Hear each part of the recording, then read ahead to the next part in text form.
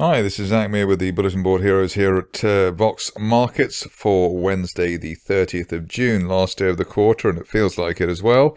Starting off with Hurricane Energy, which is interesting in quite a few ways. First is that we had bullish divergence there with the lower low there in the latter part of May and higher RSI, so that was the first signal. There was a gap to the upside, unfilled as yet. That was the second signal on the 18th of May.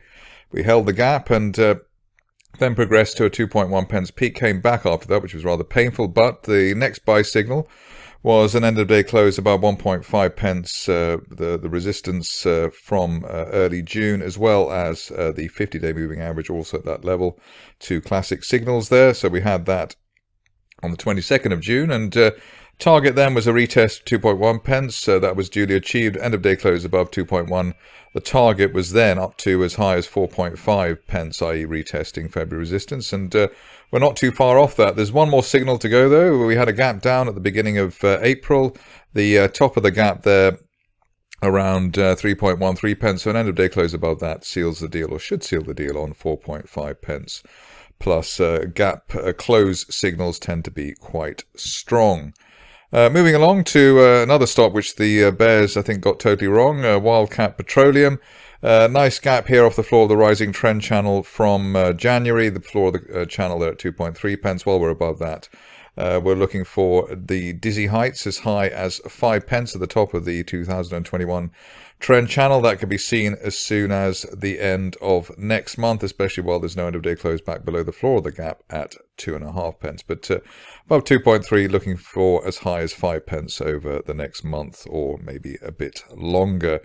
One of the stars of the recent past has been Petroneft. That was spotted here with the in January with the gap through the unfilled gap through resistance, then around the 0.6 pence area. So you had an entry around the 0.7, 0.8 area, depending on where you decided to put your toe in the water. Since then, we've had a rising trend channel that's got its resistance line heading towards 5 pence, and that should be seen maybe over the next 2 to 4 weeks, maybe even sooner. It could be 2 to 4 days, the way things are going at the moment. But 5 pence the target there, and that's certainly in focus while we hold above the last intraday peak at 4.1 pence. So above 4.1, going for 5 pence on Petroneft. Immotion is next, and here we've got a similar chart to the one we saw at Wildcat, with a gap off the floor of the rising trend channel there, breaking through the 50-day line at 5.5 pence, and an end-of-day close above the 50-day line could take the shares up to 7.5 pence by the end of next month, or maybe sooner. Stop loss back below 5 pence, which is obviously recent intraday support. Stock which is also relatively rare, but doing the same sort of thing, gap off the floor of the rising trend channel at Ross Group. We've also broken through the 50-day moving average at 2.25 pence, and above that sort of combination around 2.25, looking for 5 pence again. That would be hopefully over the next 4 to 6 weeks, so maybe taking us into mid-August. It could be much quicker, obviously, if we get the same kind of move that we had in mid-February, when that was done in sort of like a week or so. Going on to GS Technologies, which it looks like it's just gathering momentum again, finally, after the pullback from 4.5 pence, rather painful. You could wait on an end-of-day close above the 50-day moving average at 1.5 pence, but at least while we're above the 200-day line at 1.05, aggressive traders might be deciding this is a bottom fishing situation.